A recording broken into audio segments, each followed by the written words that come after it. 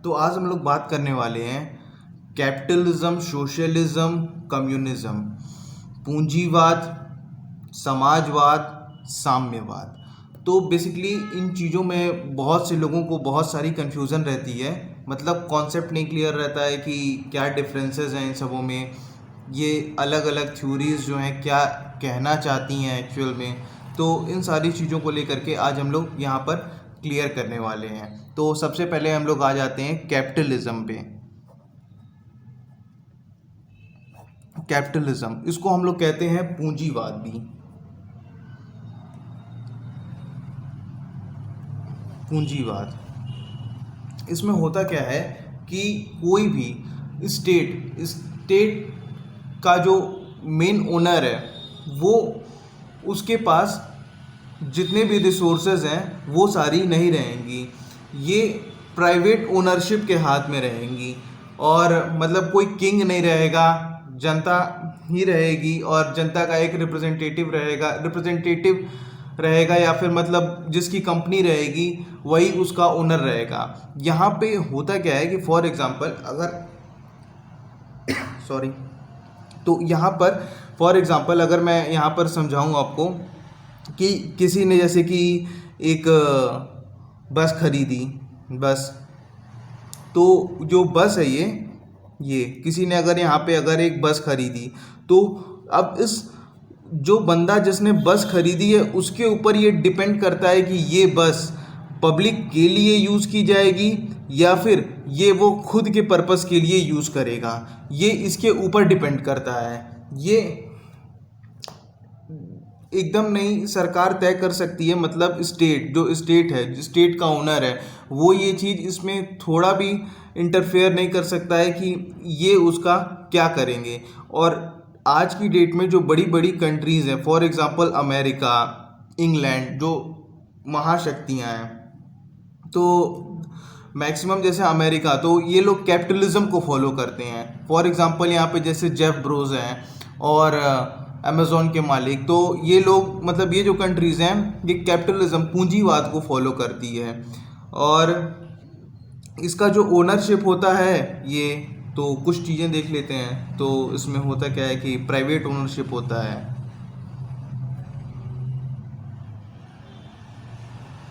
और veg labour, तनख्वाह दी जाती है।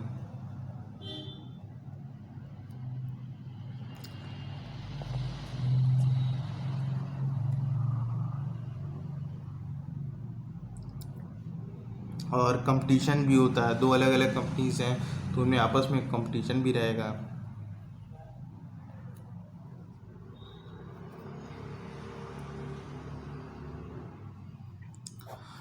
अब हम लोग आते हैं सोशलिज्म पे, और अभी मैं इन सबके बारे में एक एक के बारे में अलग अलग से आपको डिफरेंस भी करके बताऊंगा क्या क्या चीज़ें हैं।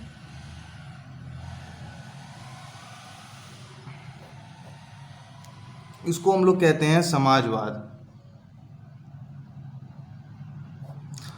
अब देखिए यहाँ पर क्या था, कैपिटलिज्म में एक इंसान के हाथ में उसकी वो इंचार्ज रहेगा और मतलब वो मालिक रहेगा और वो डिसाइड करेगा कि बाकी बंदों को क्या मतलब सैलरी मिलेगी, जो जितना करेगा उसको उतना मिलेगा, क्या मतलब जो भी वो चीज़ डिसाइड करेगा। फॉर एग्जांपल अगर टोटल कंपनी का खर्चा आता है, हर एक की एम्प्लॉय की अगर सैलरी निकाल दी जाए और फिर उसके बाद से उसके बाकी खर्चे भी निकाल दिए जाएं, तो 200 रुपये अगर आता है, मैं एग्जांपल लेके समझा रहा हूँ, और एक साल में अगर कंपनी को 400 रुपये का प्रॉफिट होता है, तो 400 के हिसाब से इन सबको भी प्रॉफिट के नाम पे मतलब थोड़ी थोड़ी सैलरी इनको इन्हेंस करके या फिर कुछ इनके लिए अलग से कुछ सुविधाएं नहीं, बल्कि इसमें जो 200 रुपये होंगे वो शुद्ध रूप से इसके होंगे। कैपिटलिज्म, जो बंदा मतलब जिसका फर्म है, जिसकी कंपनी है, वो इसका मालिक रहेगा, ठीक है, ओके। लेकिन समाजवाद में क्या होता है कि फॉर एग्जांपल अगर मान जाइए एक जगह काम हो रहा है कहीं पे, तो टोटल 500 रुपये मिले उसके, तो टोटल मतलब प्रॉफिट 500 का है और 50 लोग हैं, तो हर एक में 10-10 रुपये बांट दिए जाएंगे। तो मतलब ये ये चीज़ रहता है समाजवाद में। समाजवाद में हर एक को इक्वल अधिकार मिलना चाहिए, तो ये चीज़ हमारा समाजवाद कहता है। Distribution of result in proportion.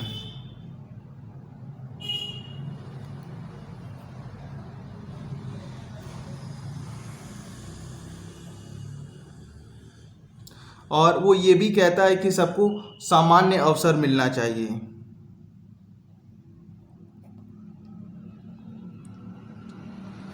चूंकि इसमें कैपिटलिज्म में क्या था कि एक इंसान ही बाकी सारी चीज़ों को, कैपिटलिज्म में हुआ ये था कि जो कंपनी के ओनर थे वो बाकी लोगों को आगे बढ़ने ही नहीं देते थे, वो उन्हें बहुत कम सैलरी देते थे।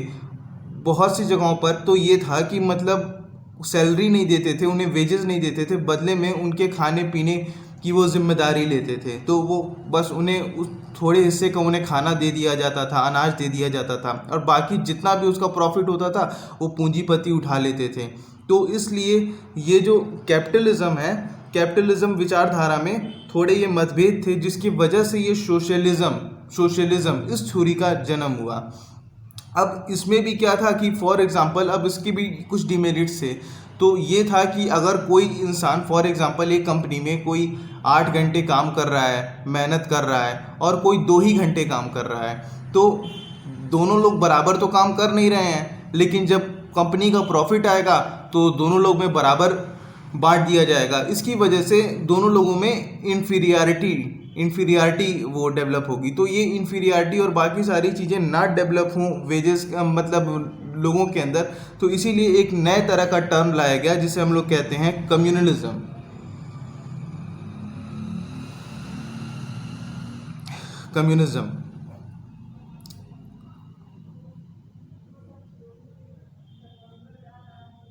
इसको हम लोग कहते हैं साम्यवाद। तो अब बेसिकली इन्हीं दोनों थ्योरी से ये कम्युनलिज्म ओरिजिनेट हुआ है। अब इस कम्युनलिज्म में क्या होता है कि जो जितना करेगा, मतलब जिसको जितनी ज़रूरत रहेगी, जो जिस जगह पर रहेगा उस हिसाब से उसको उसकी तनख्वाह मिलेगी। अब जैसे कि कोई अगर 7 घंटे काम कर रहा है तो उसे इसके हिसाब से उसकी सैलरी मिलेगी, और कोई 2 घंटे काम कर रहा है तो उसको इसके हिसाब से इसकी सैलरी मिलेगी। तो ये कम्युनिज्म एक बहुत ही अच्छी विचारधारा है जो कम्युनिस्ट कहते हैं, जैसे हम लोग मतलब इसके फॉलोअर्स को। तो ये नई विचारधारा है और इसके तहत जो जितना काम करेगा उसको उतनी ही सैलरी मिलेगी। और इसमें इसकी एक और इसमें ये है कि नो स्टेट और गवर्नमेंट, इसमें कोई भी गवर्नमेंट या फिर स्टेट नहीं रहेगी।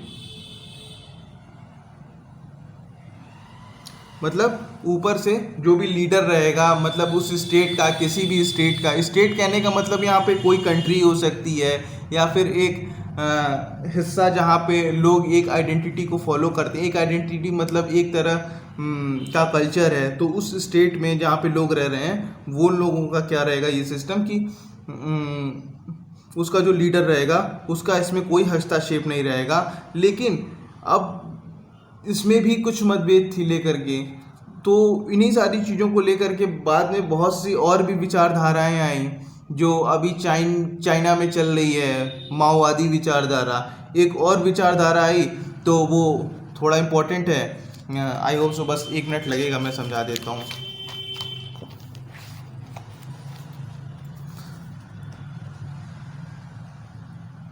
अब यहाँ तक आ गए तो इसे भी समझाई देते हैं। मार्क्सिज्म, इस विचारधारा के जनक का नाम है कार्ल मार्क्स। ये जर्मनी में पैदा हुए थे, फिर बाद में ये गए दूसरे देश, फिर उसके बाद तो ये इतना 1818 से लेकर के 1883 तक ये जिए। तो ये बहुत ही फेमस पर्सनैलिटी हैं। अगर जो नहीं जानते हैं तो वो एक बार इनके बारे में ज़रूर जानें। तो इन्होंने ही किताब लिखी, ठीक है, और इन्होंने एक किताब लिखी और 2 किताबें लिखी गई थी, डास कैपिटल और कम्युनिस्ट मैनिफेस्टो।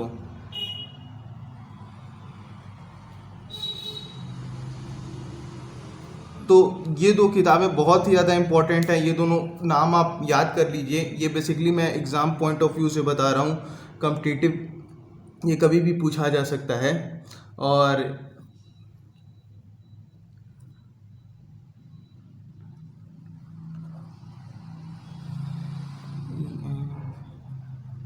ये इंग्लिश, इन्होंने भी फ्रेडराइट इंग्लिश ने भी इनके साथ मिल करके ये दोनों लोगों ने किताब लिखी थी।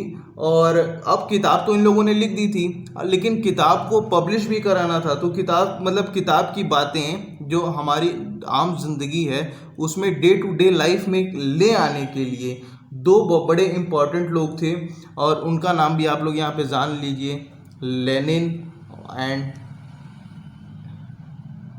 स्टालिन। तो ये दोनों लोगों की मदद से इस कार्ल मार्क्स की जो विचारधारा थी उसे डे टू डे लाइफ में ले आया गया। और चूँकि ये इधर से ओरिजिनेट हुई थी, अमेरिका और बाकी जगह के लोग इस विचारधारा का पूर्ण रूप से खंडन करते हैं, तो उनकी भी अपनी थ्योरीज हैं। और एक बार आप ज़रूर जानिएगा, वीडियो थोड़ी लंबी होती आ रही है इसलिए मैंने अभी फ़िलहाल इतना समझाया। तो कैपिटलिज़्म क्या होता है कि इसमें एक ही ओनर रहेगा, प्राइवेट ओनर रहेगा, उसी के अंदर में ही लोग काम करेंगे। तो इसमें भी मतलब दो धड़ा बढ़ जाता है, एक अपर क्लास और मिडिल क्लास नहीं, लोअर क्लास, डायरेक्ट जिसे लेबर क्लास भी कहते हैं। ये तो मिडिल क्लास तो बहुत बाद में आया, और ये करीब आपका 18th सेंचुरी में ही ये चल रहा था, और ये 19th सेंचुरी में फिर सोशलिज़म आ गया आपका। और ये बहुत ज़्यादा इफेक्ट डाले, ये सारी जो विचारधाराएं हैं अलग अलग, ये 20th सेंचुरी में ये सारी विचारधाराएं बहुत सारी इफेक्ट डाली। और भी एक कुछ हैं, फॉर एग्ज़ाम्पल फासिज़म, और इन सारी चीज़ों पे मैं लेटर वीडियो बनाता रहूँगा। और कॉन्सेप्ट अगर क्लियर ऐसे ही चाहिए तो फिर आप ज़रूर मेरे वीडियोस को देखते रहिए। Okay, thank you everyone.